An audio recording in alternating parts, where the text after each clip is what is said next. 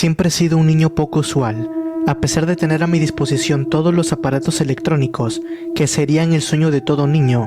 A mí en lo particular, no era algo que me llamara la atención.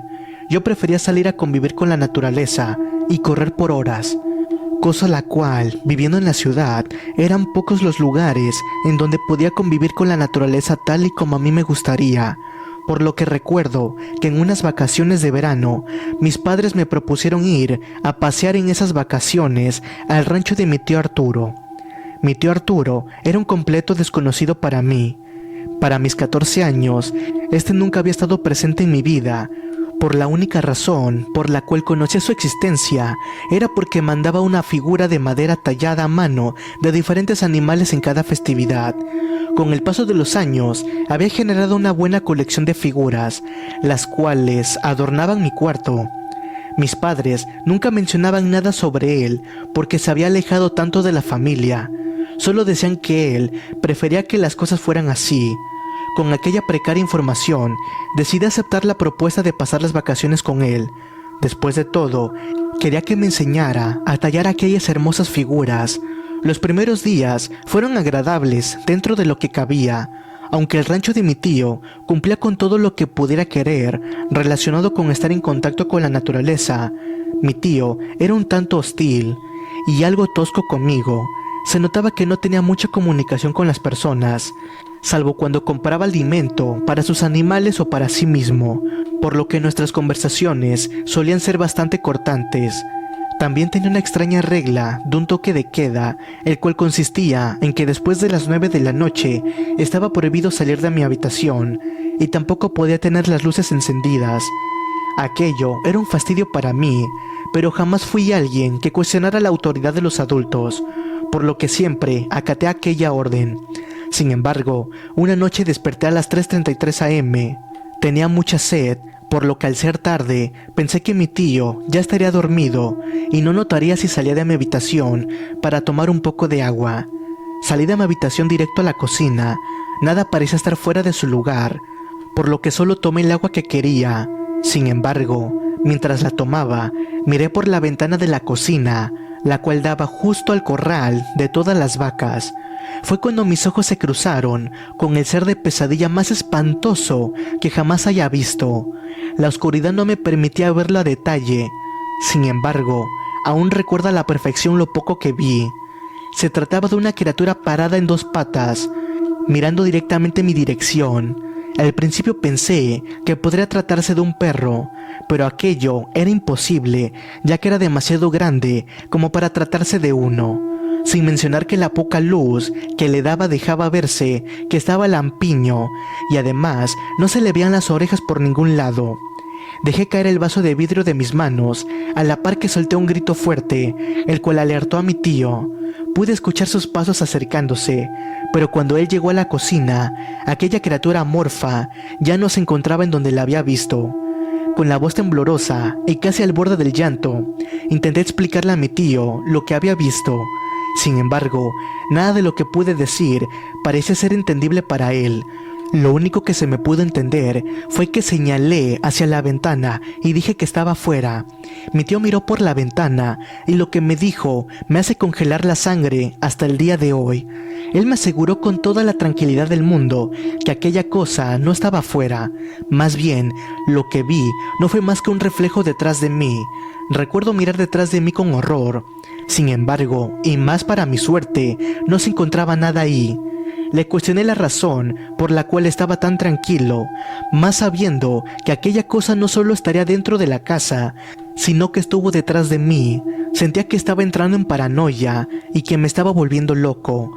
Sin embargo, mi tío me intentó tranquilizar, asegurándome que no era conmigo, así que no me podría hacer nada, y en cuanto a él, estaba protegido. Aquello me lo dijo mientras agitaba ligeramente el collar en su cuello. Aquella respuesta, aunque me tranquilizó levemente, no fue suficiente como para calmarme, por lo que mi tío me pidió ir a dormir, pues mientras fuera de noche, aquel ser se paseaba por la casa, y si no quería volver a verlo, lo mejor sería que no saliera otra vez. Por mi parte, no quería ir a dormir. De hecho, no deseaba quedarme una noche más en esa casa, sabiendo que esa cosa andaba por la casa y mi tío lo consentía. Mi tío se limitó a decirme que se iba a dormir. Me prometía contarme todo con calma el día siguiente, al mismo tiempo que se quitó una de sus pulseras y me la dio, prometiendo que aunque esa cosa quisiera acercarse, no podría por la pulsera. No creí mucho en esto, pero sabía que no recibiría nada más en ese momento, así que decidí tomarle la palabra e ir a dormir. No dormí mucho esa noche, despertaba cada vez que escuchaba un ruido. Me levanté temprano con los primeros rayos del sol, y cuando llegué a la cocina, mi tío ya estaba ahí. Me senté a la mesa con él y devolví su pulsera. Fue ahí cuando comenzó su relato, recordando su infancia, cuando tenía solo 9 años. Me contó que aunque su familia no era rica, siempre se las arreglaban para hacer un viaje durante las vacaciones de verano. Ese año en particular, visitaron un pintoresco pueblo del cual no quiso darme muchos detalles o siquiera el nombre. Aunque las vacaciones habían sido divertidas en general, hubo un día en particular que marcó su vida para siempre. En aquel día, su padre lo despertó temprano en la mañana para llevarlo de casa. Su padre era un hombre de ideas tradicionales y creía que la caza era un deporte que todo hombre debía practicar. Rechazar la invitación de su padre era impensable, por lo que terminó aceptando, aunque la idea no le entusiasmara demasiado. La cacería transcurría sin mayores contratiempos, y me dice que incluso logró disparar y darle a su primer conejo. Pero a medida que avanzaba el día, su padre comenzó a beber en exceso. El camino de regreso se encontraron con un anciano extremadamente delgado que caminaba con dificultad, apoyándose de un bastón hecho de carrizo. Vestía ropa de manta, y lo más impactante de todo era que uno de sus ojos estaba vacío, como si le hubieran arrancado la pupila. El anciano miró directamente a su padre, quien siempre había sido altanero y prepotente, pero ahora, bajo los efectos del alcohol, se volvió aún más desagradable. Su padre comenzó a insultar al anciano, burlándose de su apariencia y ropa. El anciano solo miraba con desconcierto y rabia en su rostro, sin responder a los insultos. Con algo de pesar en sus palabras, mi tío admitió haberse reído de algunas de las burlas de su padre. Pero llegó un punto en que el anciano intentó seguir su camino y su padre lo detuvo bruscamente, jalándolo de su playera. En ese momento, el anciano resbaló y cayó al suelo. Se levantó rápidamente y pronunció unas palabras en un idioma desconocido, amenazando a su padre y afirmando que su alma soberbia no pasaría de esa noche.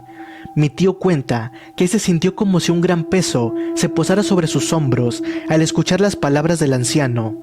El ambiente se volvió denso y opresivo, y su padre, atónito, guardó silencio y simplemente jaló a mi tío para alejarse de aquel anciano, ya que según sus palabras, este no valía la pena. Le prohibió contarle a su madre o a sus hermanos sobre todo lo sucedido, cosa la cual hizo, pero al siguiente día, su padre no despertó. Había fallecido durante la noche, sin ninguna explicación aparente. Las vacaciones concluyeron abruptamente ese mismo día, ya que por obvias razones debían trasladar el cuerpo de su padre para el velorio. Nadie se atrevía a mencionar lo sucedido, y el temor a que su madre pudiera culparlo por la muerte de su padre lo mantenía en silencio, sin mencionar que éste no creía que aquel anciano fuera el motivo real del deceso de su padre. Pero perder a su padre fue solo el inicio de una pesadilla que parecía no tener fin.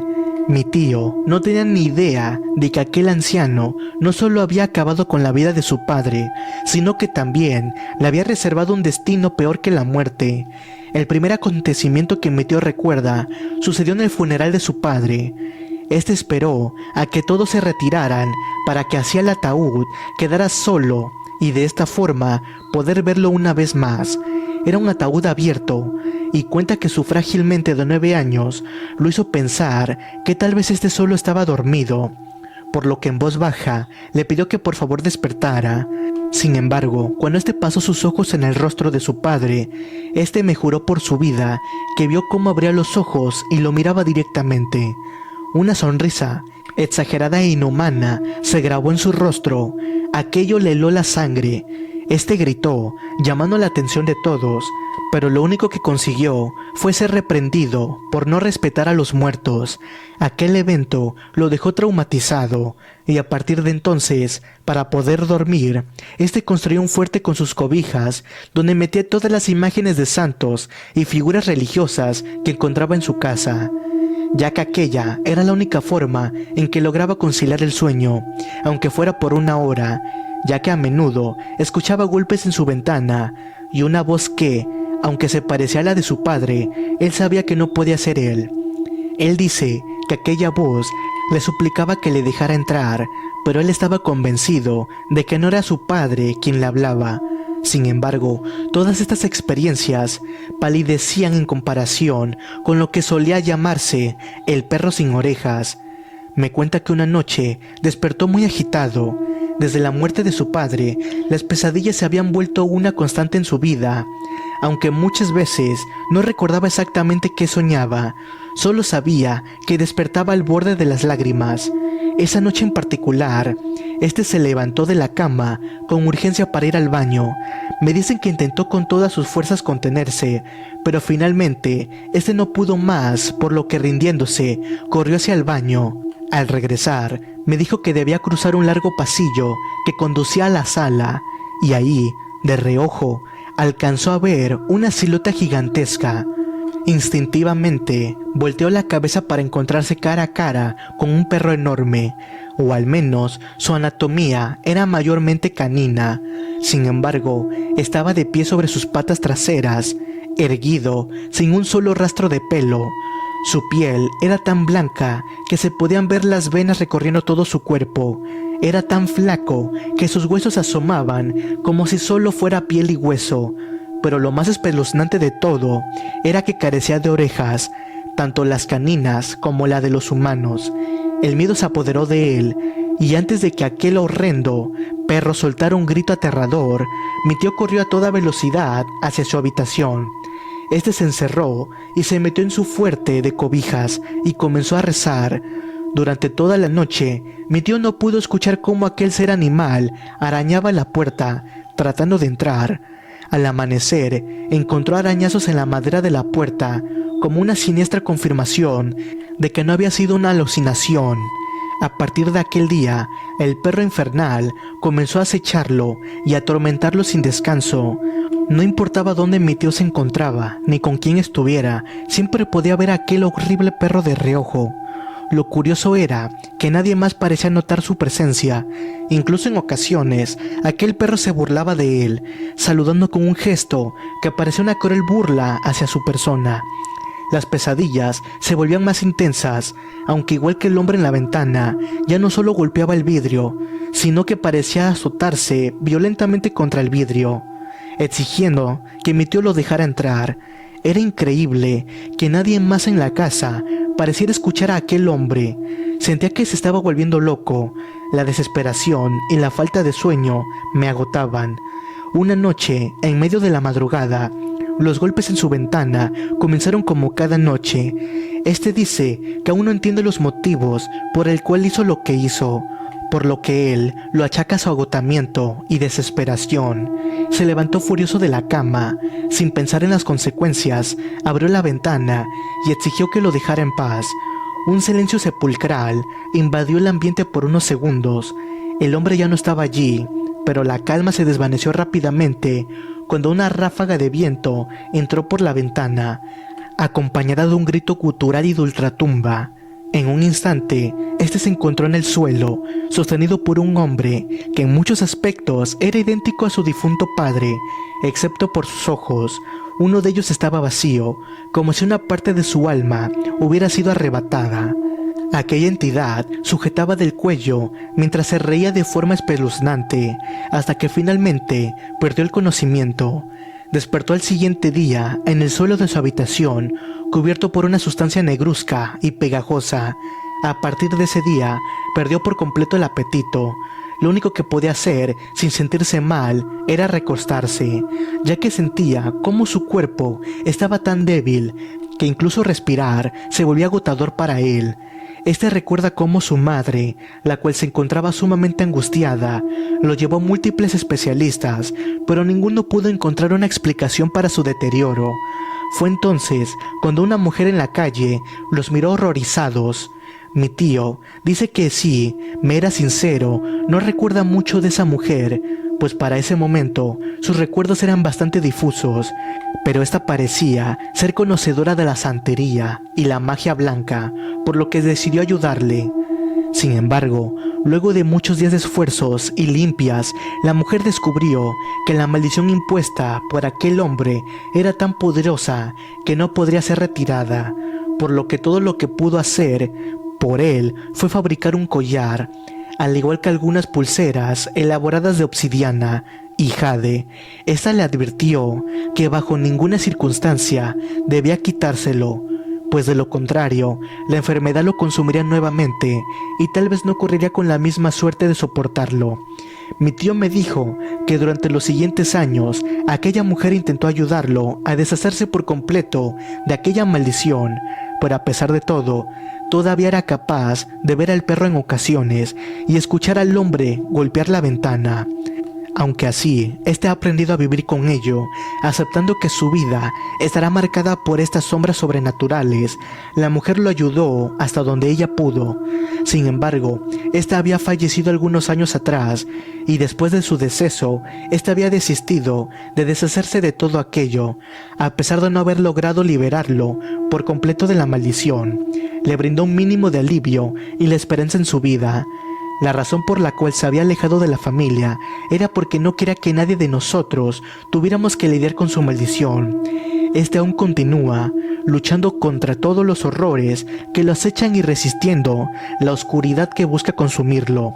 A través de los años, aprendiendo a enfrentar, a ignorar estas presencias malignas, sabe que mientras tenga su collar de obsidiana y las protecciones que le brinda aquellas presencias, no podrán tocarlo. Después de que mi tío terminó su historia, me dio la opción de volver a casa si así lo deseaba. Sin embargo, decidí no hacerlo, y desde aquella vez decidí que no iba a dejarlo solo, por lo que aún suelo visitarlo de vez en cuando.